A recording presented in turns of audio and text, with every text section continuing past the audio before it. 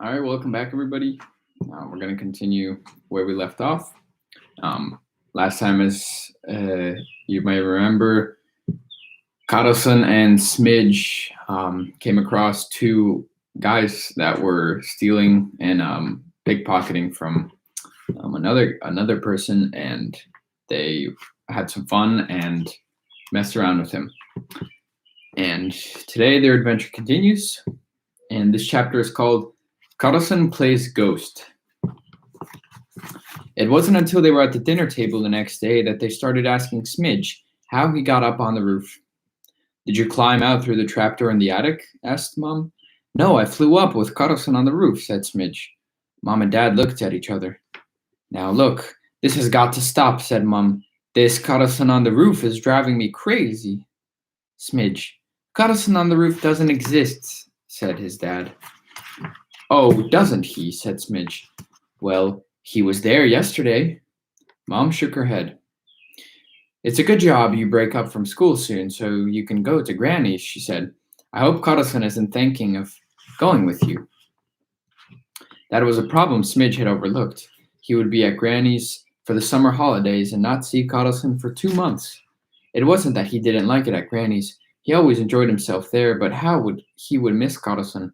And what if Karlson wasn't living on the roof any longer by the time Smidge was back? With his elbows on the table and his head resting in his hands, he tried to imagine what life would be like without Karlson. No elbows on the table, you know the rules, said Sally. Mind your own business, said Smidge. No elbows on the table, Smidge, said Mom. Would you like some more cauliflower?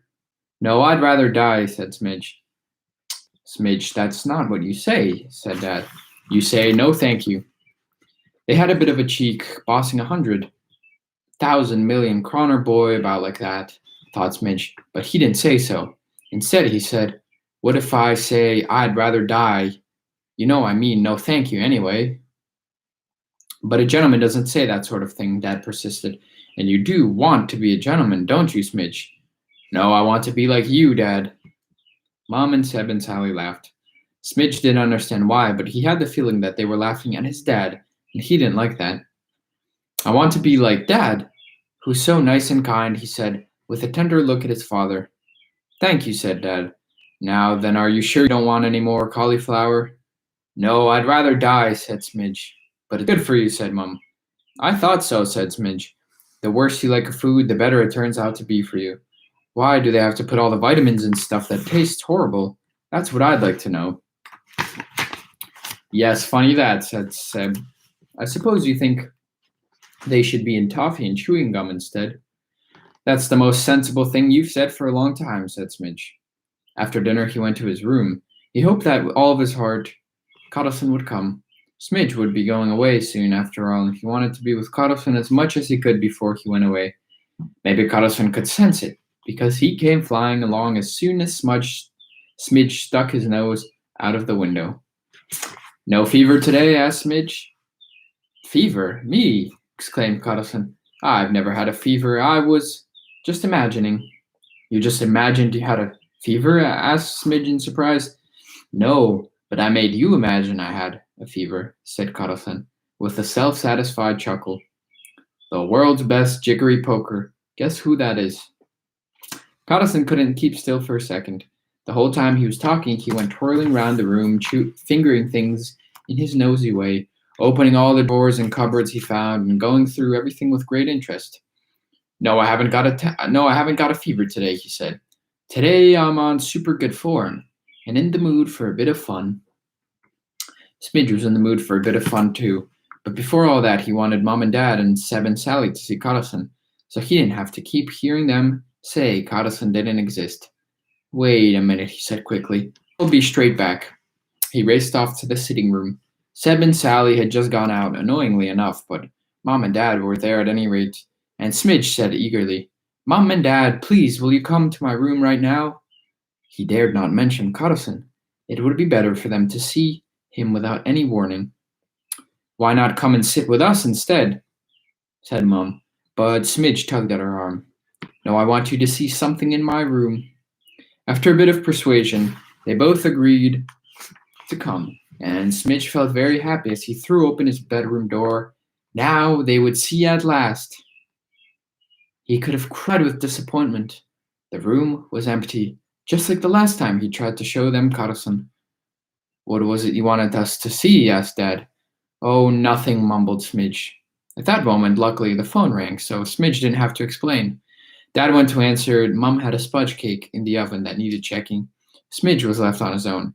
He sat by the window, feeling very sad and cross with Karlson, and decided to tell him a few home truths if he came flying back. But nobody came flying by. Instead, the wardrobe door opened, and Karlson poked his cheery face out. Smidge was taken totally by surprise. What on earth were you doing in my wardrobe? He said. Hatching eggs, no? Sitting thinking about my sins, no? Lying on the shelf for rest, yes, said Karlson. Smidge forgot about being cross. He was just glad he had found Karlson again. That's a great wardrobe for playing hide and seek in, said Karlson. Let's do it. I'll lie back down on the shelf and you try to find me. Before Smidge could answer, Karlson had vanished into the wardrobe, and Smidge could hear him climbing up onto the shelf. Start looking, shouted Karlson. Smidge opened the wardrobe wide open and didn't have much trouble finding Karlson up on the shelf. Shame on you, you mean boy, shrieked Karlson. You could have at least looked in the bed and behind the table in other places first. Count me out if this is your way of doing it. I can't believe you're so mean. There came a ring at the front door, and a moment later, Mum called from the hall. Smidge, Chris and Jemima are here. That was all it took to put Karlson back in a good mood. We'll jiggery poke them, he whispered to Smidge. Shut the door on me. Smidge closed the wardrobe door, and the minute he'd done it, Jemima and Chris came in. They lived on the same road and were in Smidge's class at school. Smidge liked Jemima a lot and often talked to his mom about how sweet she was. He liked Chris too, and had already forgiven him for that bump on his head. He and Chris quite often had fights, but afterwards they were just as good friends as ever.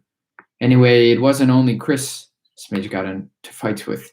He had fought wild battles with nearly all the kids in the road, but he never touched Jemima. How is it you never come to blows with Jemima? His mom once asked. Well, she's sweet, so I don't need to, said Smidge. But Jemima could be annoying sometimes, too, of course. Yesterday, when they were coming home from school, Smidge had been talking about Karlson, and Jemima had laughed and said Karlson was just an invention and something he made up. And Chris had sided with her, so Smidge had to wallop him, and that was when Chris threw the stone at Smidge's head. But now they were here, and Chris had Wolf with him. With Wolf there, Smidge even forgot Karlson lying on the wardrobe shelf. Dogs were the nicest thing in the world, Smidge thought. Wolf jumped around, barking, and Smidge put his arm around his neck and patted him. Chris stood watching, not the least worried. He knew, you see, that Wolf was his dog and nobody else's.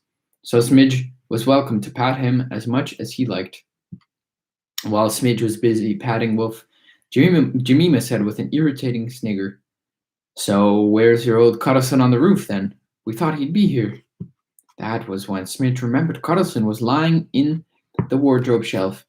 But since he didn't know what sort of jiggery-pokery Karlson was planning this time, he couldn't tell them.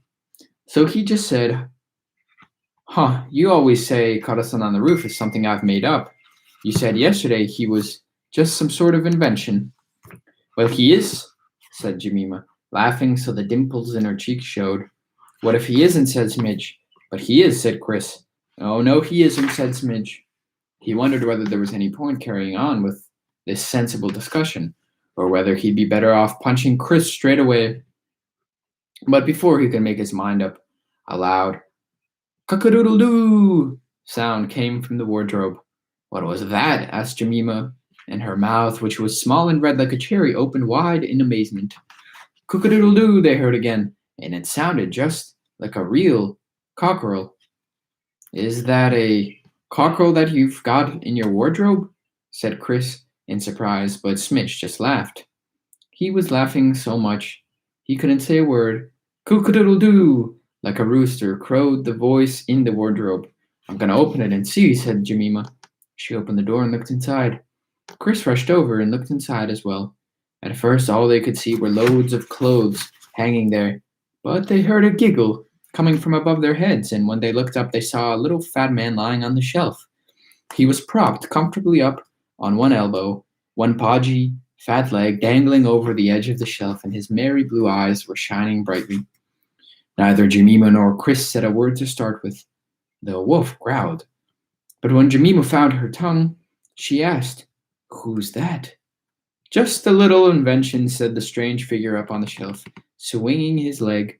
"A little invention, simply having a rest. In short, something made up." Are you, stammered Chris. "A little something Smidge made up.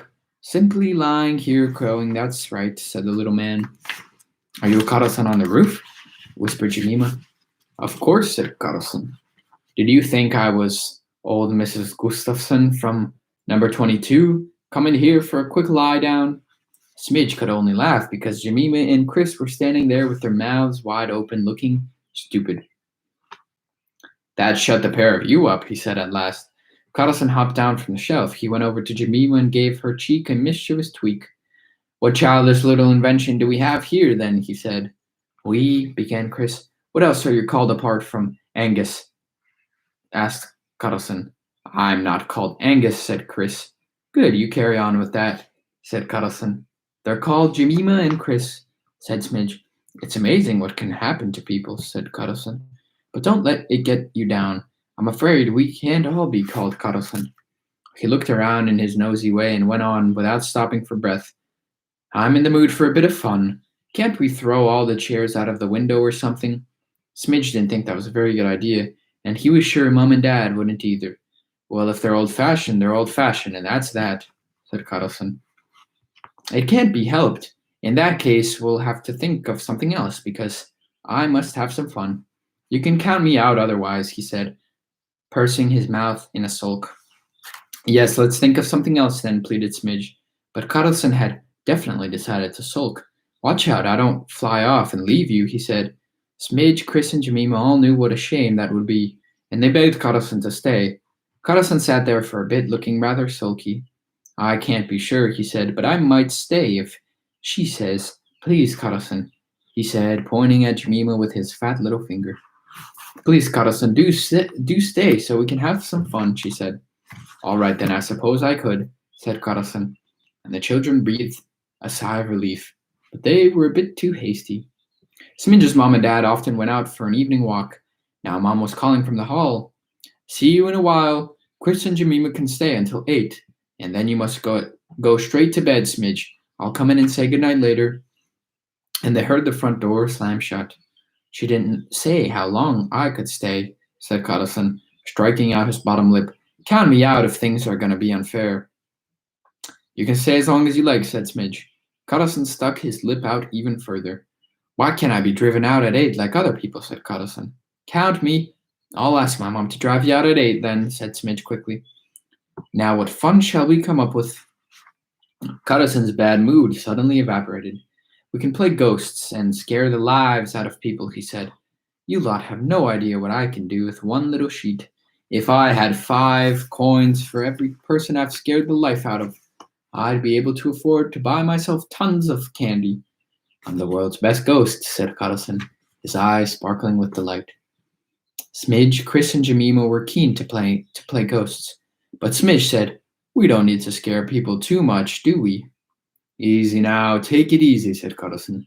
"You don't need to teach the world's best ghost anything about haunting. I'm only going to scare the life out of them a little bit. They'll hardly notice a thing." Karlson went over to Smidge's bed and pulled off the top sheet. "This will make a good ghost outfit," he said. In Smidge's desk drawer, he found a black crayon which he used to draw a gruesome ghost face on the sheet. Then he got Smidge's scissors and cut 2 eye holes before Smidge could stop them. "This sheet, it's a mere trifle," said Karlson, "and a ghost has got to be able to see. Otherwise it might go flapping off and end up in Indochina or absolutely anywhere." Then he threw the sheet over his head like a big hood, with only his podgy little hands sticking out at the sides. Though the children knew it was Karlson under the sheet, they were still a bit scared, and Wolf started barking frantically. It didn't help when the ghost started his motor and went flying off around the ceiling light, the sheet billowing this way and that as he picked up speed. He did look very scary. I'm a little motorized ghost. Wild but wonderful, said Karlson. The children stood, rooted to the spot, staring at him in alarm. Wolf was still barking. Really, I like to arrive with a bit of a bang, said Karlson. But if I'm haunting, maybe it's better to switch on the silencer. There! And he hovered towards them in virtual silence. It seemed even more ghostly than before. Now he just had to find someone to haunt. I can go and haunt the stairs. Someone's bound to come along and get the shock of their life, said Karlson. Then the phone rang, but Smidge didn't feel like answering it. He let it ring. Karlson started trying out some good moans and groans. A ghost that couldn't moan and groan was no use at all, claimed Karlson, and it was the first thing a little ghost had to learn at ghost school. All this took time. By the time they were finally standing in the hall, ready to go out to the stairs and start haunting, they heard an odd scratching at the front door. First, Smidge thought it was Mom and Dad, back from their walk, but then he saw a long piece of wire being poked through the letterbox, and that made Smidge remember something his dad had read out to Mom from the paper just the other day. The article said how many burglars were about at the moment, and these burglars were very clear. They telephoned first to check whether there was anyone in. If nobody answered, they went straight round to the flat they had rung. Then all they had to do was pick the lock on the door and go in and take all the valuables. Smidge felt terribly frightened when he realized burglars were trying to break in, and so did Chris and Jemima. Chris had shut Wolf in Smidge's room so he wouldn't bark while they were haunting, but he was regretting it now.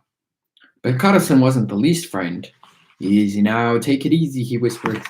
At times like this, a ghost is the best thing you can have.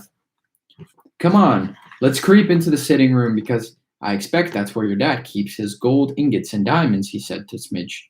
Karlson and Smidge. Jemima and Chris tiptoed into the sitting room as carefully and quickly and quietly as they could. They crept behind bits of furniture and hid. Karlson climbed into the lovely old cupboard Mum stored the linen in, and closed the door as best he could. He had scarcely had time to hide before the burglars came sneaking in. Smidge, who was lying behind the sofa by the fireplace, peeped out cautiously. In the middle of the floor stood two burglars looking thuggish, and can you imagine who it was? It was Rollo and Spike, the same people on the roof the other day. Right. Now to find the crown jewels, said Spike in a low, hoarse voice. In there, of course, said Rollo, pointing to the antique writing desk with all the little drawers. Smidge knew that Mum kept the housekeeping money in one of the drawers, and in another she had the posh, expensive ring and brooch that Granny had given her. And Dad kept the gold medal he had won in a shooting competition there, too. It would be really awful if the burglars took them all, Smidge thought, and he could barely stop himself crying as he lay there behind the sofa. You deal with this, said Spike, while I pop out into the kitchen and see if they've got any silver spoons. Spike disappeared and Rollo started pulling out drawers. He whistled with pleasure. He'd found the housekeeping money for sure, thought Smidge, feeling more and more unhappy. Rollo pulled out the next drawer and whistled again. He must have found the ring and the brooch now. But then Rollo stopped whistling, because the door of the linen cupboard opened, and a ghost came zooming out with a little groan of warning. And when Rollo turned around and saw the ghost, he gave a wheezy gasp, dropped the money, the ring, the brooch, and everything else. The ghost fluttered around him, moaning and groaning, and suddenly whizzed off into the kitchen. A second later, Spike came sprinting out, white-faced and screaming, Gollo, it's a roast! I mean, Rollo, it's a ghost! But he was so scared it came out as Gollo, it's a roast instead. It was hardly surprising he was scared because the ghost was right behind him, moaning and groaning horribly. Rollo and Spike made for the door with the ghost still fluttering around their ears, fled into the hall and straight out of the front door. But the ghost just followed, chasing them down the stairs and shrieking after them in a ghastly, hollow ghost voice. Easy now, take it easy. I shall soon catch up, and the fun can begin. But the ghost got tired of it and came back to the sitting room. Smidge had picked up the housekeeping money, the ring, and the brooch and put them back in the writing desk. And Jemima and Chris had collected up the silver spoons Spike had dropped when he came running in from the kitchen. The world's best ghost. That's Karlson on the roof, said the ghost, and took off his ghost outfit. And the children laughed and felt very relieved. And Karlson said, Nothing beats a ghost when it comes to scaring burglars. If people knew how well it worked, there'd be an angry little ghost tethered to every safe in the town. Smidge skipped with delight that Mum's money and brooch and ring and Dad's medal had been saved, and said, Imagine people being stupid enough to believe in ghosts. There's no such thing as the supernatural, Dad says. He nodded as if to stress what he was saying. Stupid burglars. They really thought it was a ghost coming out of the cupboard, when it wasn't anything supernatural at all. Just Karlson on the roof. That's the end of today's chapter and today's story. I hope you enjoyed. There's actually also there's a cartoon that you can watch if you look it up online or on YouTube. Just look up Karlson on the Roof cartoon, and I think you'll be able to find it. And one of the episodes is very similar to the ghost story that I just read. But if you enjoyed, hopefully I'll see you all on Monday at 4 for the next chapter. Have a good day.